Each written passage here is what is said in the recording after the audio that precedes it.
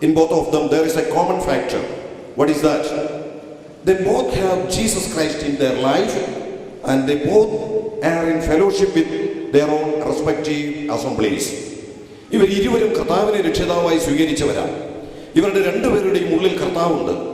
അവരിരുവരും അതത് സ്ഥലങ്ങളിൽ അവരുടെ സഭകളിൽ കർത്താവിനെ ആരാധിച്ചും മഹത്വപ്പെടുത്തിയും പോരുന്നവരാണ്. അതവരുടെ ജീവിതത്തിൽ അവരെ ഒന്നിപ്പിക്കുവാൻ മതിയായ ഒരു വലിയ സഹായ ഘടകമാണ്. ഞാൻ ഈ സമയത്ത് പ്രത്യേകം ദൈവത്തെ സ്തുതിക്കുന്നു. കാരണം ഈ പ്രിയ ജെസ്സിയുടെ സഹോദരന്മാരും മാതാപിതാക്കളൊക്കെ കടന്നു വന്നിട്ടുണ്ട് എന്ന് മാത്രമല്ല, ഈ ശുശ്രൂഷയ്ക്ക് സാക്ഷ്യം വഹിക്കാനായിട്ട് അവൻ്റെ സഭയിലെ ചുമതലപ്പെട്ട one of the elders, I think so, doctor Samathai and family, അവരും കടന്നു വന്നിട്ടുണ്ട്. അവർ വ്യക്തിപരമായിട്ട് ഞങ്ങളും ഇപ്പോൾ സംസാരിച്ചപ്പോൾ സഭയിൽ നല്ല സാക്ഷ്യത്തോടെ, ആത്മീയമായ നല്ല കാഴ്ചപ്പാട്ടോടെ, മിഷണറി മൈൻഡോടെ തന്നെ മുൻപോട്ട് പോകുന്ന ഒരു പയ്യനാണ്, ഒരു ഇളയ സഹോദരനാണ് എന്ന് കേൾക്കുവാനായിട്ടിടയായി. സഭയിൽ നിന്ന് അദ്ദേഹത്തെക്കുറിച്ച് കേട്ട ആ സാക്ഷ്യമോർത്ത് ഞാൻ പ്രത്യേകമായിട്ട് ദൈവത്തെ സ്തുതിക്കുകയും ചെയ്യുന്നു.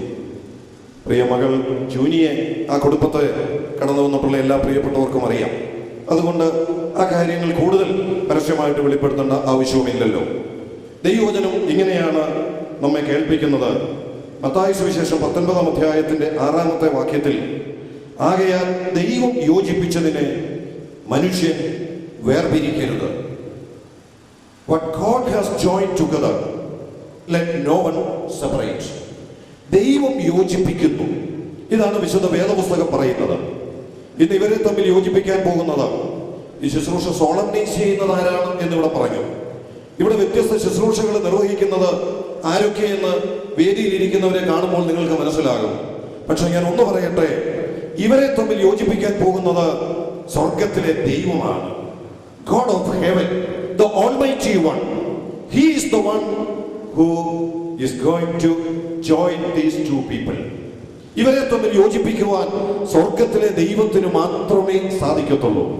കാരണം നമുക്കറിയാം, ആദ്യ മനുഷ്യനെ രണ്ടായിട്ട് വിഭജിച്ചത് ഈ ദൈവമാണ്. ആദമിൽ ഉണ്ടായിരുന്ന ഹവ്വയെ വേർതിരിച്ച് കാണിച്ചു കൊടുത്തിട്ട് പിന്നീട് അവരെ തമ്മിൽ ഒരു കുടുംബമാക്കി യോജിപ്പിച്ചത് സ്വർഗത്തിലെ ദൈവം താൻ തന്നെയാണ്. മാത്യു സാറും ഇവിടെ പറഞ്ഞപ്പോൾ ഇങ്ങനെ പറഞ്ഞു, വേദപുസ്തകത്തിന്റെ തുടക്കം മുതൽ ഒടുക്കം വരെ, from the very beginning to the last pages of the Bible, we see various this marriages and the marriage ceremonies. ഇവിടെ നടക്കുന്ന വിവാഹങ്ങളെല്ലാം ഒരു നിഴലാണ് എന്നും സൂചിപ്പിക്കുകയുണ്ടായി. അത് വെളിപ്പാട് പുസ്തകം പറയുന്ന മാരേജ് ഓഫ് ദ ലാം, കുഞ്ഞാടിന്റെ കല്യാണം, വരുവാൻ പോകുന്ന ആ യാഥാർത്ഥ്യത്തിലേക്ക് വിരൽ ചൂണ്ടുന്ന വിവാഹങ്ങളാണ്. ഇവിടെ ഈ വിവാഹങ്ങളെ കുറിച്ച് ഞാൻ ഓർപ്പിച്ചു. ഒന്ന്, ഇത് ദൈവം യോജിപ്പിക്കുന്നതാണ്. വേദപുസ്തകത്തിലുടനീളം ആ യാഥാർത്ഥ്യം വെളിപ്പെടുത്തിയിട്ടുണ്ട്. ദൈവം യോജിപ്പിക്കുന്നു എന്നുള്ളത് കൊണ്ട് ഇതിനെ പിന്നീട് വേർപിരിക്കുവാൻ ലോകത്തിലെ ഒരുത്തർക്കും സാധ്യമല്ല, ഒരു ശക്തിക്കും ഒരു നിയമങ്ങൾക്കും സാധ്യമല്ല. അത്തരം ദൃഢതരമായ ഒരു ബന്ധത്തിലേക്കാണ് ഇന്ന് ഇവരിരുവരും പ്രവേശിക്കുവാനായിട്ട് പോകുന്നത്. വേദപുസ്തകം നമ്മൾ പഠിച്ചാൽ ദൈവം എന്തെങ്കിലും കാര്യങ്ങൾ ചെയ്യുന്നുവെങ്കിൽ അതെങ്ങനെയാ ചെയ്യുന്നത് എന്ന് പറയുന്നുണ്ട്. സൃഷ്ടിയുടെ വിവരണം ആദ്യ പേജുകളിൽ നാം എടുത്തു നോക്കിയാൽ ഇങ്ങനെയാണ് നമുക്ക് കാണാനായിട്ട് കഴിയുന്നത്. ദൈവത്തിന്റെ പ്രവൃത്തികളെ കണ്ടിട്ട് അവിടെ ഒരു റിപ്പോർട്ട് ഇങ്ങനെ കൊടുത്തിട്ടുണ്ട്, നല്ലത് നല്ലത് എന്ന്. അങ്ങനെയാണെങ്കിൽ ദൈവം യോജിപ്പിക്കുമ്പോഴും എങ്ങനെ ദൈവം പ്രവർത്തിക്കത്തുള്ളൂ, ഏത് നിലയിലെ ദൈവം യോജിപ്പിക്കുകയുള്ളൂ, അതിനും ഈ വാക്യം ഞാൻ ആവർത്തിച്ചു പറയുകയാണ്, ഏറ്റവും നല്ലത്. പ്രിയ ജെസ്സിയെ സംബന്ധിച്ചിടത്തോളം അവന് കിട്ടാവുന്നതിൽ വെച്ച് ഏറ്റവും നല്ലത്, today in his life God gives the very best as the life partner. ജീവിത പങ്കാളി എന്നുള്ള നിലയിൽ ജെസ്സിക്ക് ദൈവം കൊടുക്കുവാൻ പോകുന്ന ഏറ്റവും നല്ലത് അതാണ്. കേരളത്തിൽ അടൂരുണ്ടായിരുന്ന ഈ ജൂനി എന്ന് പറയുന്ന പെൺകുട്ടി, ഈ ജൂനിക്കോ ദൈവം അവൾക്ക് കൊടുക്കുവാൻ ആഗ്രഹിച്ചപ്പോൾ as a life partner the very best that was not in Kerala but in US, അമേരിക്കയിലായിരുന്നു. അവിടെ നിന്ന് ദൈവം അത് കാണിച്ചു കൊടുത്തു. ജൂനി, നിന്റെ ജീവിതത്തിൽ നിനക്ക് തരാവുന്നതിൽ വെച്ച് the best. അതാണ് ദൈവം ഇന്ന് നിനക്ക് നൽകുന്നത്. നമുക്കറിയാം, വേദപുസ്തകത്തിൽ കാനാവിലെ കല്യാണ വേദികളിൽ പ്രസംഗിക്കപ്പെടുന്ന ഒരു വേദഭാഗമാണ്. അവിടെ ഒരു ചെറിയ ഷോർട്ടേജ് ഉണ്ടായപ്പോൾ, ഒരു ചെറിയ പരിമിതി ഉണ്ടായപ്പോൾ നമ്മുടെ കർത്താവ് ഒന്ന് പ്രവർത്തിച്ചപ്പോൾ അവിടെ കൊടുത്ത വീഞ്ഞിനെ കുറിച്ച് അവിടെ ഒരു കാര്യം ഇങ്ങനെ രേഖപ്പെടുത്തിയിട്ടുണ്ട്: ഇതിനു മുമ്പ് കുടിച്ചതിനേക്കാൾ കിട്ടിയതിനേക്കാൾ നല്ലത്. സാധാരണ ഇംഗ്ലീഷ് ഭാഷയിൽ നമ്മൾ ഇങ്ങനെ പറയും, താരതമ്യം ചെയ്ത് good, better and the best. നമ്മൾ കണ്ടുപിടിച്ചാൽ ഒരുപക്ഷെ നല്ലത് കിട്ടിയെന്ന് വന്നേക്കാം. ഒരുപക്ഷെ നമ്മൾ ഇങ്ങനെ ചിന്തിക്കും, അല്പം കൂടെ നല്ലത് കിട്ടിയേനെ, better than this, better than the previous one. But when God gives, He gives not the good, but not the better, but the best. ദൈവം തരുമ്പോൾ ഗുഡ് അല്ല തരുന്നത്, ദൈവം തരുമ്പോൾ അല്പം കൂടെ നല്ലതല്ല തരുന്നത്, ദൈവം തരുമ്പോൾ the best. ഇതിൽ നല്ലതൊന്നില്ല. ഇവിടെ ഇരിക്കുന്ന കുടുംബജീവിതം നയിക്കുന്ന പ്രിയപ്പെട്ടവരോട് ഞാൻ അത് തന്നെ പറയട്ടെ, നമ്മുടെയൊക്കെ ജീവിതത്തിൽ ദൈവം കുടുംബ പങ്കാളിയെ തന്നിട്ടുണ്ടെങ്കിൽ, ദൈവമാണ് തന്നതെങ്കിൽ അത് തനിക്ക് തരാവുന്നതിൽ വെച്ച് ഏറ്റവും നല്ലതാണ്. ദൈവം മനുഷ്യവർഗത്തിന് വേണ്ടി പാപത്തിന്റെ പരിഹാരത്തിന് വേണ്ടി തന്നപ്പോൾ അങ്ങനെ തന്നെയാണ് തന്നത്.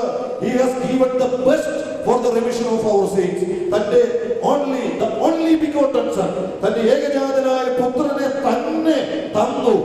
ഇതിനപ്പുറത്തൊന്നും തരാനില്ലായിരുന്നു സ്വർഗത്തിന്. അങ്ങനെയാണ് എന്റെയും നിങ്ങളുടെയും രക്ഷ നമ്മുടെ ദൈവം ഒരുക്കിയത്.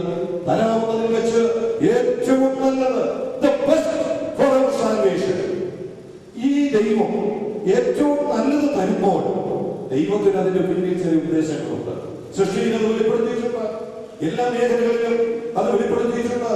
ഞാൻ സമയം വളരെ ചുരുക്കണമെന്നുള്ളത് കൊണ്ട് ഇങ്ങനെ പറയട്ടെ, ദൈവം ഏറ്റവും നല്ലത് തരുമ്പോൾ അതിന്റെ പിന്നിൽ ദൈവത്തിന് തന്റേതായ അനേക ഉദ്ദേശങ്ങളുണ്ട്. It's our responsibility to fulfill all those purposes.